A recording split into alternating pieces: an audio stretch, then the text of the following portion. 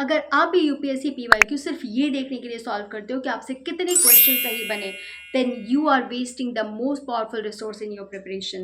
What if I tell you that the difference between an average aspirant and AIR-1 is not in the number of books they read? क्या होता है difference? ये होता है कि जो टॉपर है ना AIR-1, वो एग्जामिनर का माइंडसेट समझता है, वो प्रीवियस ईयर क्वेश्चंस को एनालाइज करना आता है, उसे अच्छी तरह से उसे एनालाइज करता है। देखो, आप जब पीवाईक्यू सॉल्व करते हो आपको बहुत सारे क्लूज मिलते हैं, यूपीएससी पीवाईक्यू आपको बहुत सारे क्लूज देता है, तो इससे उस AIR-1 बच्चे को ये समझ में आ जाता है कि एग्जाम में कौन सा पैटर्न्स रिपीट हो रहा है, उसकी हिडन प्रेफरेंसेस क्या है, उसका रिपीटिंग थीम्स क्या है।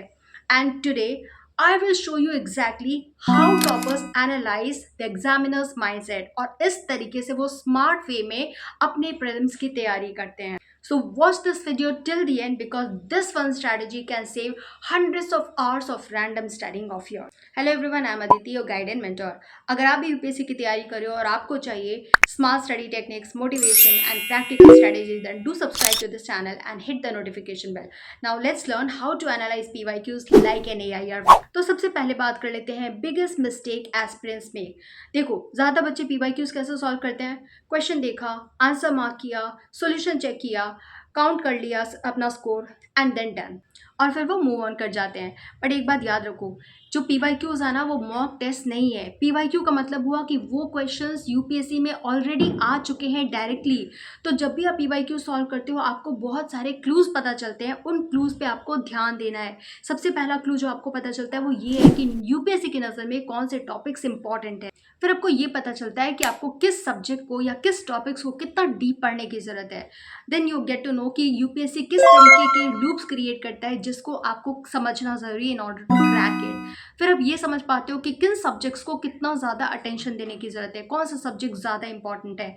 इस तरीके से आप जब प्रीलिम्स को एनालाइज करोगे, प्रीलिम्स के क्वेश्चंस पीवाईक्यूज को एनालाइज करोगे, आपको चीज़ें समझ में आएंगी। अगर आप सिर्फ रट्टाफिकेशन करके मार्क्स ही कैलकुलेट करते रह जाओगे तो जो रियल लेसन यहाँ से आप ले सकते थे, जो चीज़ों को आप समझ सकते थे, उससे दूर हो जाओगे। तो चलो अब मैं आपको देती हूँ टॉपर का सीक्रेट AIR-1 स्टडी मेथड।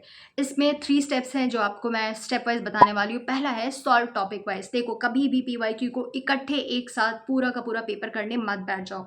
क्या करोगे, आपको ये करना है कि आपको एक टॉपिक पकड़ लेना है या एक सब्जेक्ट पकड़ लेना है, सब्जेक्ट वाइज मूव करोगे। फॉर एग्जाम्पल, सबसे पहले सपोज आपने पॉलिटी उठाई, पॉलिटी के सारे क्वेश्चन कर लिए, उसके बाद आप इकोनॉमी कर सकते हो, या फिर आप मॉडर्न हिस्ट्री कर सकते हो, या फिर आप एनवायरनमेंट कर सकते हो, आप साइंस एंड टेक्नोलॉजी उसके बाद कर सकते हो, उसके बाद आप ज्योग्राफी कर सकते हो। इस तरीके से आप सब्जेक्ट वाइज करोगे। ऐसा करने से क्या होता है, आपको पैटर्न पता चलता है कि कौन से क्वेश्चंस किस टॉपिक से रिलेटेड या किस सब्जेक्ट से रिलेटेड, उस एग्जाम का पैटर्न क्या है, किस तरीके से पेपर्स आते हैं, कौन से टॉपिक्स बार बार रिपीट होते हैं। टॉपर बच्चा यही करता है।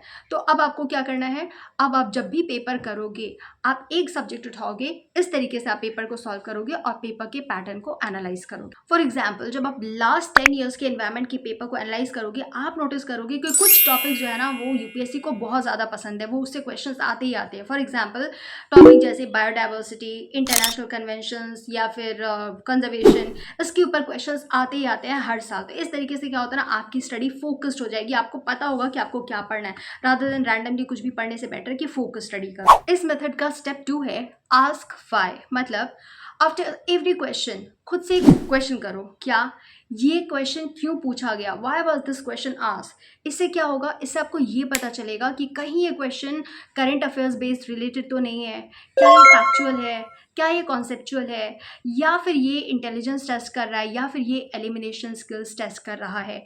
इससे क्या होता है, आपको क्वेश्चन का टाइप समझ आ जाएगा कि किस तरीके के क्वेश्चंस एग्जाम में आते हैं, और वो आपसे वहाँ पर एग्जामिनर आपसे क्या चाहता है, आपको एग्जामिनर का इंटेंशन समझ आ जाएगा। इस मेथड का लास्ट स्टेप है create a PYQ mistakes notebook. देखो, आपको एक नोटबुक बनाना है, उसमें 4 कॉलम्स रखने हैं। पहला column question, second column topic, तीसरा कॉलम व्हाट मिस्टेक्स, चौथा कॉलम लेसन लर्न। तो देखो, फॉर एग्जाम्पल, आप जो भी मिस्टेक करोगे उसमें नोट करते जाओगे। फॉर एग्जाम्पल, मैंने एक मिस्टेक करी, सपोज मुझे कन्फ्यूजन हो गया between fundamental rights and DSPS। तो मैंने क्या किया, और ये मिस्टेक क्यों हुई, ये मिस्टेक इसलिए हुई बिकॉज आई रिवाइज सुपरफिशियली। तो मैं वहाँ पे नोट कर लूँगी। इससे लर्निंग क्या मिली, लर्निंग ये मिली कि I would have revise constitutional rights along with comparison tables. तो वो भी वहाँ पे नोट कर लिया। इस तरीके से क्या होता है ना, आपकी ये जो मिस्टेक्स नोटबुक है ये आपका एसेट हो जाता है। ये आपके किसी भी कोचिंग मटेरियल से ज़्यादा वैल्यूएबल होगा, और जितने भी मिस्टेक्स मिस्टेक्स आप कर रहे हो, इसमें आपको लेट डाउन होने की ज़रूरत नहीं है, आप लेट डाउन फील भी नहीं करोगे, क्योंकि you will be able to understand कि ये मिस्टेक्स जो है ना, ये आपके इन्वेस्टमेंट है। देखो, आपको ना यूपीएससी का पैटर्न समझने की ज़रूरत है। अब समझते हैं यूपीएससी का पैटर्न क्या होता है। देखो, हो सकता है कि यूपीएससी सारे क्वेश्चंस रिपीट ना करते हो, बट डेफिनेटली उनका पैटर्न रिपीट होता है। ठीक है, तो जब आप पेपर को एनालाइज करोगे, आपको कुछ चीज़ों का ध्यान रखना है। पहला, कॉन्सेप्चुअल वर्सेस फैक्चुअल। आप जब भी पीवाईक्यू सॉल्व कर रहे हो ना, एक बार आप अच्छे से सॉल्व करो और आप नोटिस करो, देखो, काउंट कर लेना कितने क्वेश्चंस कॉन्सेप्ट बेस्ड हैं, कितने कॉन्सेप्ट में आपको अंडरस्टैंडिंग की जरूरत पड़ी। देन यू एनालाइज कि कितने क्वेश्चंस में आपको फैक्ट्स की जरूरत पड़ी। यू विल नोटिस कि कॉन्सेप्चुअल क्वेश्चन ज़्यादा आते हैं, मतलब आपको अंडरस्टैंडिंग की ज़रूरत से ज़्यादा ज़रूरत है, क्योंकि जो फैक्चुअल क्वेश्चंस है वो बहुत ही कम आ रहे हैं। तो आपको अंडरस्टैंडिंग पे ध्यान करना है, आपको कॉन्सेप्ट्स बिल्ड करना है, कॉन्सेप्ट्स की अंडरस्टैंडिंग स्ट्रॉन्ग करनी है। दूसरी बात जो आपको ध्यान देनी है वो है स्टैटिक प्लस करंट लिंकेज।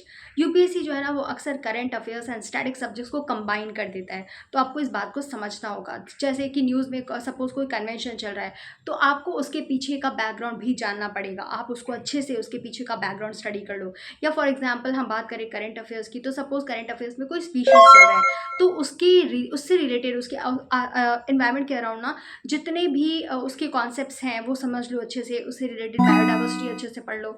इस तरीके से आपको मिक्स करके पढ़ाई करनी होगी। Then you also get elimination opportunities. देखो, बहुत सारे क्वेश्चन जो है ना, उनके आपको करेक्ट आंसर्स नहीं पता होंगे, आप कंफ्यूज हो सकते हो, but still you can solve them. How? Analyse करो। क्या एनालाइज करना है आपको ना, कुछ कीवर्ड्स होते हैं वो ध्यान दोगे, और आप ये देखो कि इसमें जो ऑप्शंस रॉन्ग है वो रॉन्ग क्यों हो रहे हैं। जब आप ये अच्छे से एनालाइज करोगे तो आप नोटिस करोगे कुछ कीवर्ड्स होते हैं उसमें, जिनको यूज़ करके आप, अगर आपने उनको अपने बेस्ट फ्रेंड बना लिया ना, आप आराम से इस तरीके के एलिमिनेशन वाले क्वेश्चन सॉल्व कर सकते हो। कुछ कीवर्ड्स जो अक्सर यूज़ होते हैं वो है always, never, every time, all. ये सारे कुछ कीवर्ड्स हैं जिसको अगर आप ध्यान से देखोगे तो आप देखोगे कि आप आराम से दूसरे ऑप्शंस को एलिमिनेट कर पा रहे हो। Now comes the game changing strategy which is the reverse engineering UPSC. After analysing 10 years of your UPSC prelims का paper, what you need to do is, आप जब एक टॉपिक देख रहे हो ना, आप खुद से एनालाइज करो, खुद से सोचो आप उस टॉपिक से कितने क्वेश्चंस फ्रेम कर सकते हो।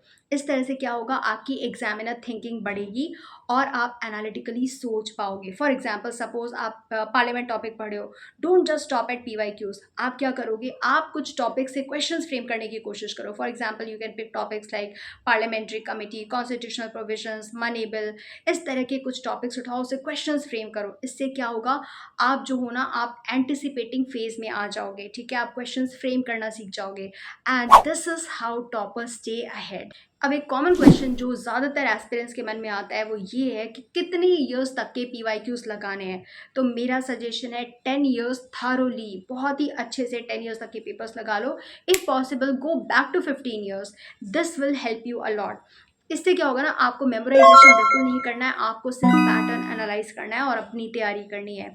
जब आप मेमोराइजेशन करोगे वो बहुत बड़ा ब्लंडर हो जाएगा, क्योंकि देखो, क्वालिटी ऑफ एनालिसिस ये ज़्यादा इंपॉर्टेंट है एज कम्पेयर टू क्वांटिटी। चलो, अब मैं आपको एक बहुत ही सिंपल सा वीकली पीवाईक्यू रूटीन भी दे देती हूँ जो आपको बहुत हेल्प करेगा। तो आपको मंडे टू फ्राइडे क्या करना है, आपको रेगुलर जैसे आप स्टडी करते हो वैसे स्टडी करोगे।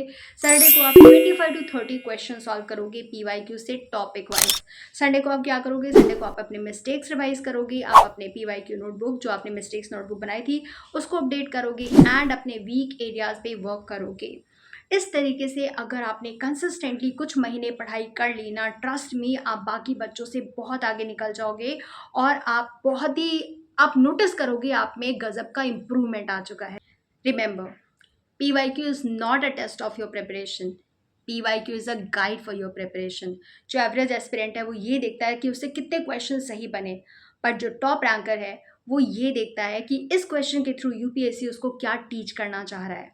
और ये जो माइंडसेट शिफ्ट है ना, ये आपके प्रिपरेशन को ट्रांसफॉर्म करके रख देगा।